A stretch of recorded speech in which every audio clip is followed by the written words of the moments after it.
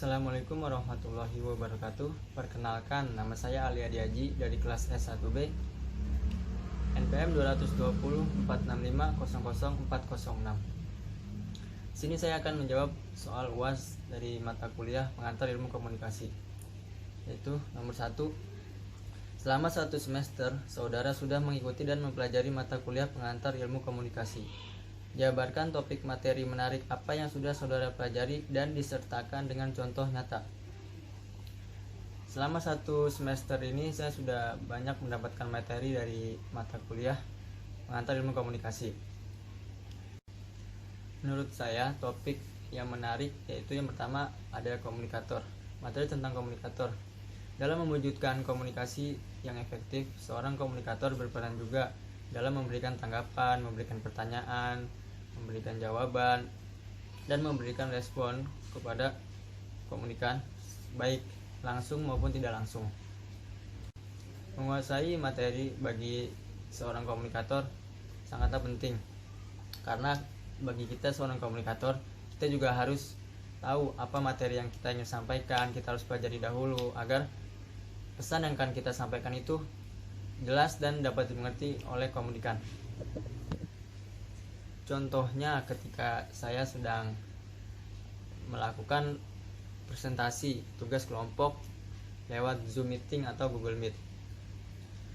Di situ saya harus pelajari dahulu materi apa yang akan saya sampaikan dan harus membuat bahan-bahannya seperti PowerPoint, membuat makalah dan lain-lain.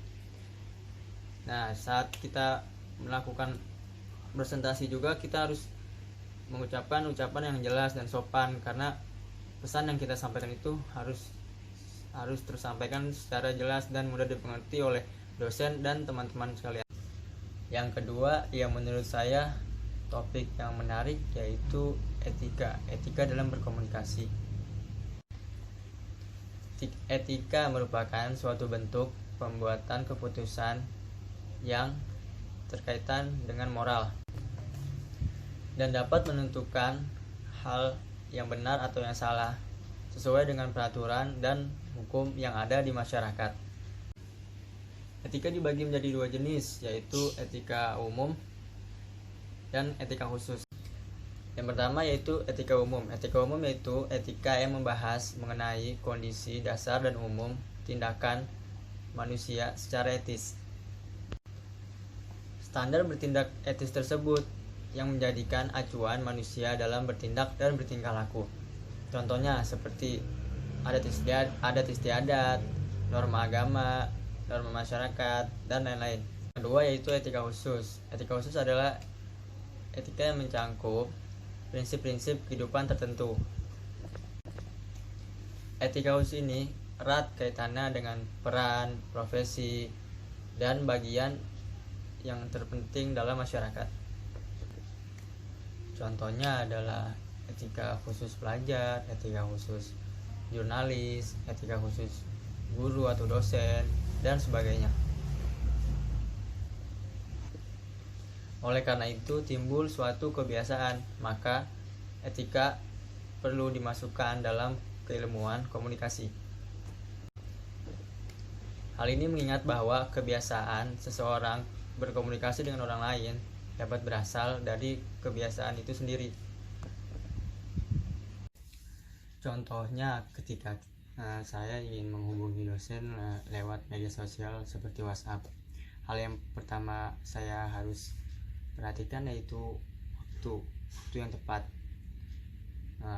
Jangan sampai kita mengganggu waktu istirahat dosen, apalagi kita ngechatnya malam-malam di saat dosen mau istirahat. Lebih baik dilakukan besok harinya. Nah, yang kedua, apabila kita ingin mengawali pembicaraan atau percakapan, ucapkan salam dahulu dan perkenalkan diri kita siapa, agar dosen tahu identitas mahasiswa yang diajari selama ini. Yang terakhir udah pasti, kalau kita berbicara atau berbincang dengan orang lain, apalagi yang lebih tua umurnya daripada kita harus menggunakan bahasa yang sopan dan santun. Pertanyaan nomor 2 yaitu Jabarkan secara lengkap unsur-unsur komunikasi berikut.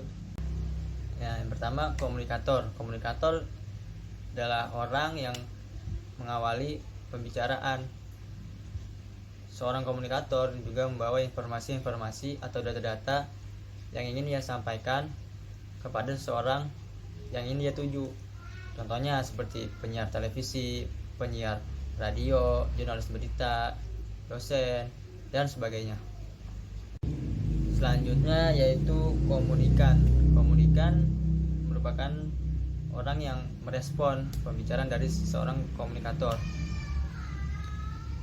Penerima itulah sangat penting, elemen yang sangat penting, karena sebuah komunikasi tidak bisa berhasil kalau tidak ada seorang penerima pesan gitu. Jadi penerima itu merupakan sasaran yang dituju oleh seorang komunikator. Penerima juga dapat disebut seperti halayak, masyarakat, publik, dan yang lainnya.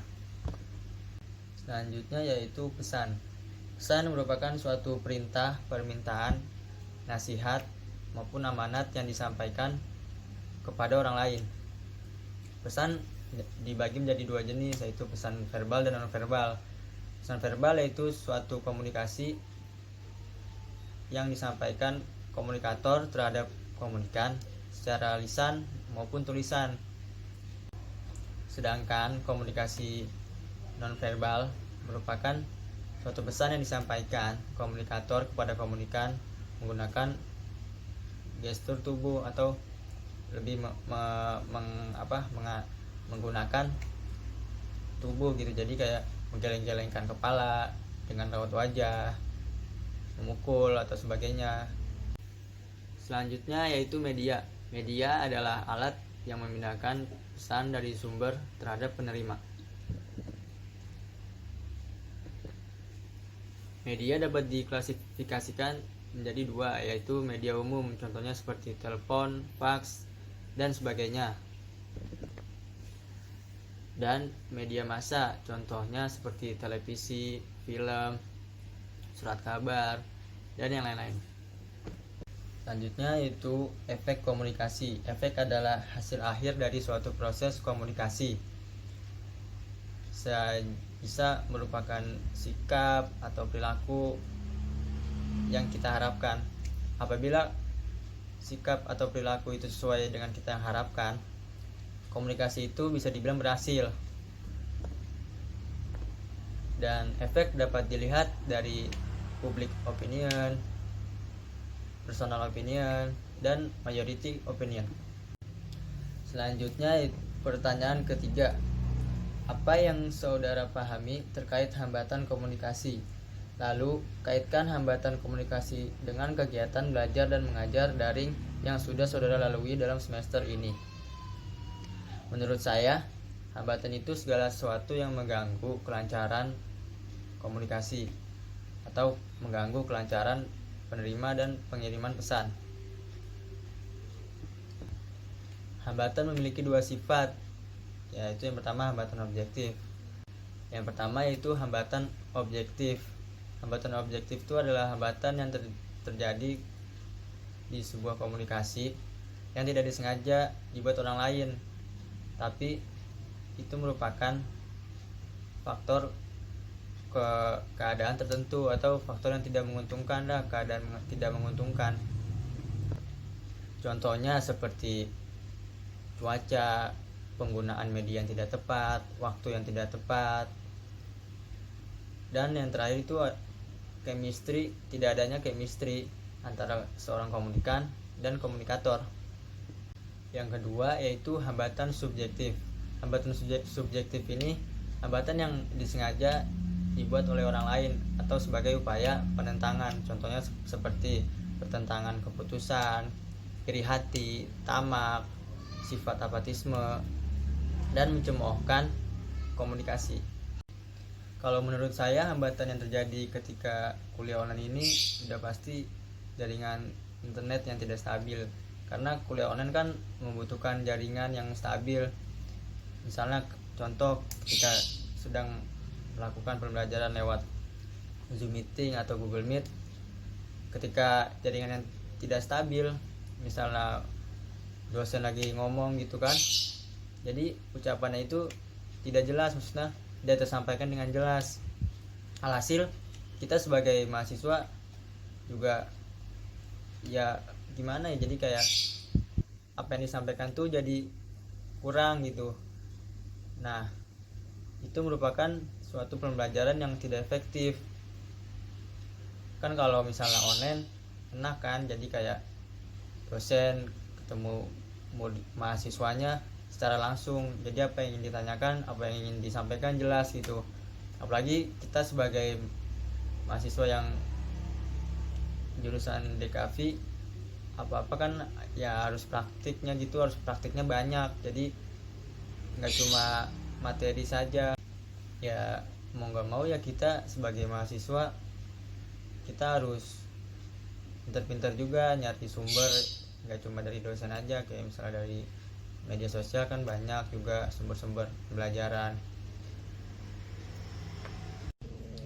Pertanyaan yang terakhir, nomor 4, jabarkan rancangan pesan pada karya yang sudah saudara buat dari tugas individu dengan dikaitkan terhadap unsur-unsur komunikasi seperti komunikator, komunikan, pesan, dan alasan pemilihan bentuk karya. Ya, jadi ini merupakan contoh karya yang saya buat.